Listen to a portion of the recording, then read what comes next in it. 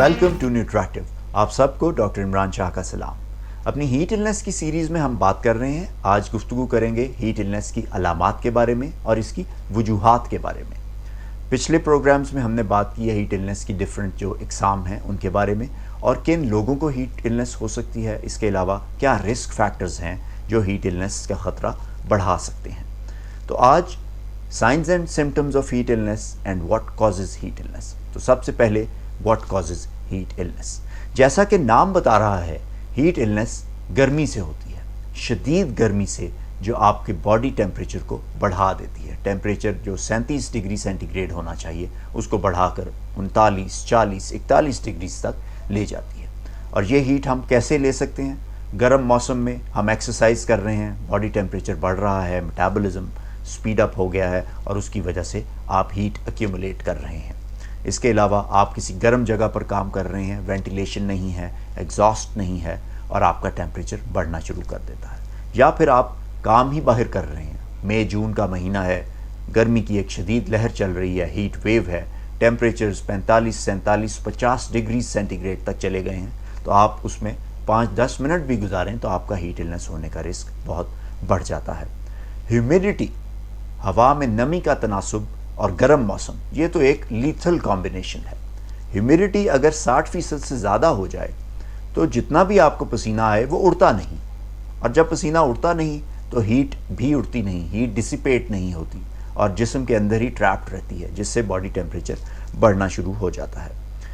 तो basically heat illness तब होती है जब आपका जो कूलिंग मैकेनिज़्म है बॉडी का वो इनइफेक्टिव हो जाए, और इसकी वजह से कूलिंग मैकेनिज़्म इनइफेक्टिव होने से जो कॉम्प्लिकेशंस हो सकती हैं कि पसीना आ रहा है लेकिन हीट डिसिपेट नहीं हो रही तो और पसीना आ रहा है, और जब पसीना आ रहा है तो वो पानी भी ज़ाया हो रहा है, वो सॉल्ट्स भी, मिनरल्स भी ज़ाया हो रहे हैं और आपका रिस्क क्या हो रहा है? डिहाइड्रेशन का। आप डिहाइड्रेशन की तरफ जा रहे हैं। तो ये जो एक विशस साइकिल बन जाता है कि गर्मी भी, बॉडी टेम्परेचर बढ़ता चला जा रहा है, गर्मी डिसिपेट नहीं हो रही और electrolytes and fluids they are being lost in the form of sweat. Basically heat illness में आपकी sweating जो है it fails to cool you down. जिस तरह मैंने आपको बताया था कि 4 हीट इलनेसेस हैं, हीट रैश है, हीट क्रैम्प्स हैं, हीट एग्जॉशन है और हीट स्ट्रोक है। तो ये जो हीट इलनेसेस हैं ये कोई डिस्टिंक्ट एंटिटीज़ नहीं हैं, ये 4 मुख्तलिफ चीज़ें नहीं हैं, दे आर ऑन अ कॉन्टीन्यूम। यानी ये एक हीट रैश कब हीट क्रैम्प्स में कन्वर्ट हो जाए और हीट क्रैम्प्स कब हीट एग्जॉशन में कन्वर्ट हो जाए और हीट एग्जॉशन कैसे हीट स्ट्रोक में कन्वर्ट हो जाए, तो ये एक मुसलसल एक कॉन्टीन्यूम पे ये काम करती हैं। इसलिए ये माइल्ड से सिवियर है, और ये कुछ लोगों में जो माइल्ड हैं वो अचानक से सिवियर की तरफ कन्वर्ट कर सकती हैं और कुछ लोगों में माइल्ड जो हैं वो शायद सिवियर की तरफ उतनी जल्दी ना जाएं। और इसमें जो इम्पॉर्टेंट फैक्टर है वो हीट एक्सपोजर है। जितना ज़्यादा हीट एक्सपोजर होगा उतना ज़्यादा ही आपका रिस्क सिवियर डिजीज़ का बढ़ता चला जाएगा। तो मैंने जैसे आपको बताया था हीट रैश जब आपका स्वेट जो है वो आपकी स्किन के अंदर ट्रैप हो जाए, बहुत ज़्यादा स्वेटिंग हो, ट्रैप हो जाए स्वेट जिल्द के नीचे, तो फिर वो रैशेस बन जाते हैं जिसको हम पित्त कहते हैं। वो स्वेट ग्लैंड्स ब्लॉक हो जाते हैं, पित्त बन जाती है और वो बहुत ही स्टिंगी सेंसेशन होती है, पेनफुल होती है, इरिटेटिंग एक चीज़ होती है। आपका दिल चाहता है कि आप उसे खारिश करें और थोड़ा सा वो एक जलन का एहसास भी होता है। हीट क्रैम्प्स जब होते हैं कि आप स्वेटिंग जब कर रहे हैं तो बहुत ही ज़्यादा सॉल्ट, आपका इलेक्ट्रोलाइट्स जो हैं वो लूज़ हो जाए, उसकी वजह से आपके जो मसल्स हैं वो क्रैम्प करना शुरू कर जाते हैं। पेनफुल स्पैज़म्स होते हैं, इसको उर्दू में कहते हैं रग चढ़ना या पट्ठा चढ़ना। तो पट्ठे चढ़ जाते हैं, पेनफुल होता है, बहुत तकलीफ़ दे होता है। ये है हीट क्रैम्प्स, और इसकी वजह यह है कि आपके अंदर जो फ्लूइड और इलेक्ट्रोलाइट का बैलेंस है वो डिस्टर्ब हो गया है। फिर तीसरी बात है हीट एग्जॉशन। तो हीट एग्जॉशन कैसे हो रही है? हीट एग्जॉशन, आप एक लंबे अरसे के लिए हाई टेम्परेचर्स में रहे, आपने पानी नहीं पिया और उस सूरत में आपको हीट एग्जॉशन हो गई।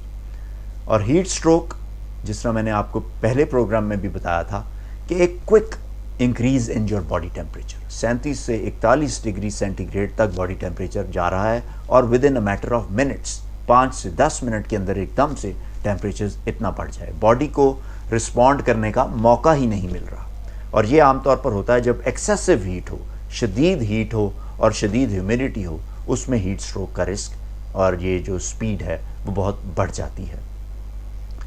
ہیٹ النس کے جو علامات ہیں وہ ان چاروں جو ڈفرینٹ میں نے آپ کو بتائی ہیں ہیٹ النس کی ٹائپس، ان میں کچھ کامن علامات بھی ہیں لیکن ہر ایک کے اپنے ڈسٹنکٹیو سمٹمز بھی ہیں، تو اب ہم ان کے بارے میں بھی بات کریں گے۔ امپورٹنٹ یہ اس لیے ہے کہ ہمیں پتہ ہونا چاہیے کہ ہیٹ ریش ہے یا یہ ہیٹ کریمپس ہیں یا ہیٹ ایگزاشن ہے یا ہیٹ سٹروک ہے۔ اگر ہم ہیٹ سٹروک کے خدا نخواستہ علامات کو پک نہیں کر پائیں گے تو میں نے آپ کو بتایا تھا ونڈو جو ہے علاج کی وہ بہت شارٹ ہے، تو خدا نخواستہ کوئی ایسی ویسی بات ہو سکتی ہے۔ اس لیے ہمیں ضروری ہے کہ سمجھیں کہ علامات ہر جو ہیٹ النس ہے اس کی کیا ہیں۔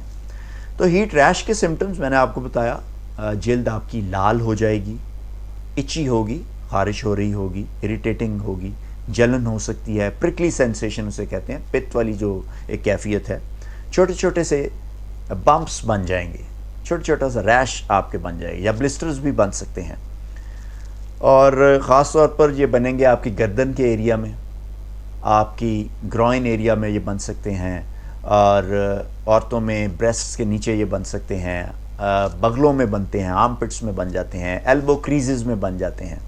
تو یہ جو ہیں جو بلسٹرز ہیں، یہ بمپس جو ہیں، یہ سویٹ کی وجہ سے گیلے بھی رہتے ہیں اور وہ بڑی ایک اریٹیٹنگ سی سچویشن ہو جاتی ہے، خاص طور پر اگر یہ چیسٹ پہ اور یہ ایلبو اور نیک پہ ہیں تو یہ گیلے رہتے ہیں، تو یہاں پر انفیکشن کا رسک بھی بڑھ جاتا ہے۔ تو عام طور پر یہ پت والے دانوں میں انفیکشن بھی ہو جاتی ہے، بعض اوقات پس بھی پڑ جاتی ہے، پیپ بھی پڑ جاتی ہے۔ اب ہیٹ کریمپس کی اگر علامات کی بات کریں تو اس میں یہ ہے کہ مسل پین، پٹھوں میں درد ہے، خاص طور پہ ٹانگوں کے پٹھے جو ہیں وہ کھچ جائیں گے، درد ہوگی، بازوؤں کے پٹھوں میں درد ہوگی، پیٹ کے پٹھوں میں اکڑاؤ محسوس ہوگا، درد ہو سکتی ہے، اسپازمز بہت شدید قسم کے پڑ سکتے ہیں ٹانگوں میں، بازوؤں میں اور پیٹ میں۔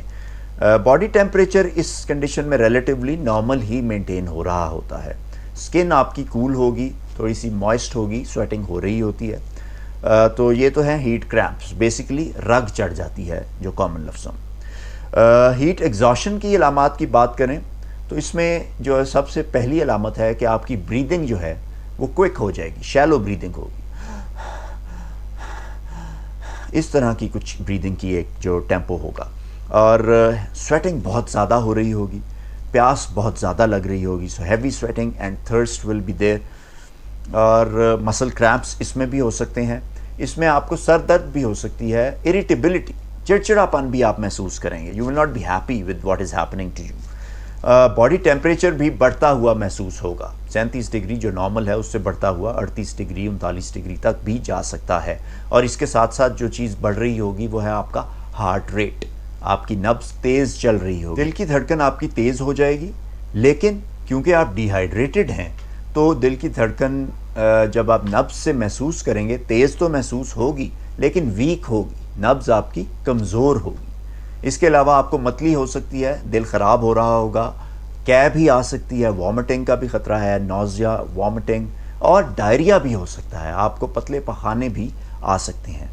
ڈی ہائیڈریشن کی وجہ سے آپ کی یورین آؤٹ پٹ وہ بھی کم ہو جائے گی، یعنی آپ کو پیشاب جو ہے وہ بہت کم آئے گا، یا اگر آئے گا بھی نہیں، کچھ صورتوں میں ایسا بھی ہو جاتا ہے کہ آپ کو کئی کئی گھنٹے پیشاب ہی نہیں آ رہا، چکر آ سکتے ہیں، کمزوری محسوس کر سکتے ہیں، dizziness, weakness, lack of coordination, یہ بہت امپورٹنٹ ہے۔ آپ اگر چل رہے ہیں تو خطرہ یہ ہے کہ آپ وہ کوآرڈینیٹڈ موومنٹ نہیں کریں گے، آپ گر سکتے ہیں، یہ بھی ہے، بے ہوش ہونے کا خطرہ بھی ہیٹ ایگزاشن میں ہوتا ہے۔